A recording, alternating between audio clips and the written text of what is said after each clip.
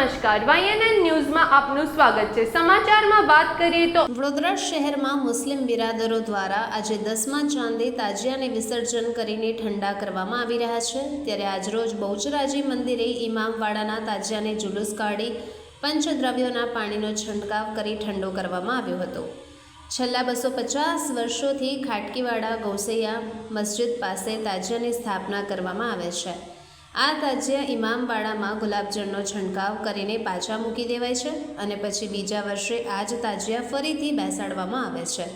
હઝરત ઇમામ હુસૈનની શહાદતની યાદમાં મોહરમ પર્વની ઉજવણી કરાય છે। મુસ્લિમો માટે આ નવા વર્ષનો પર્વ શોકનો પર્વ છે।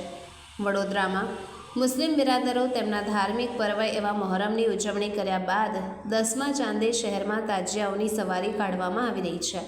ત્યારે શહેરના ઇમામવાડાના તાજિયાને પરંપરાગત અનુસાર પૌરાણિક બહુચરાજી મંદિરે ખોલવામાં આવ્યા છે। શ્રીફળ વધેરી પંચદ્રવ્યોના જળનો છંટકાવ કરી મંદિરના પૂજારીએ તાજિયાને ટાઢા કર્યા હતા। તાજિયાને રામપાર્ક પાસે આવેલ કરબલાની જગ્યામાં મસ્જિદની પાછળના મેદાને લઈ જઈ દફનવિધિ કરાઈ હતી।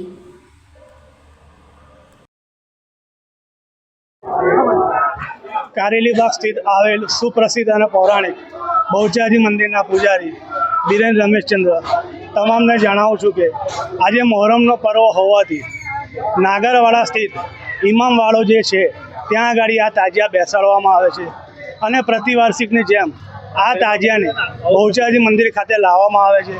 ત્યારબાદ આ તાજિયાનું બહુચરાજી મંદિરના પૂજારી દ્વારા પંચદ્રવ્યોથી વિસર્જન કરવામાં આવે છે।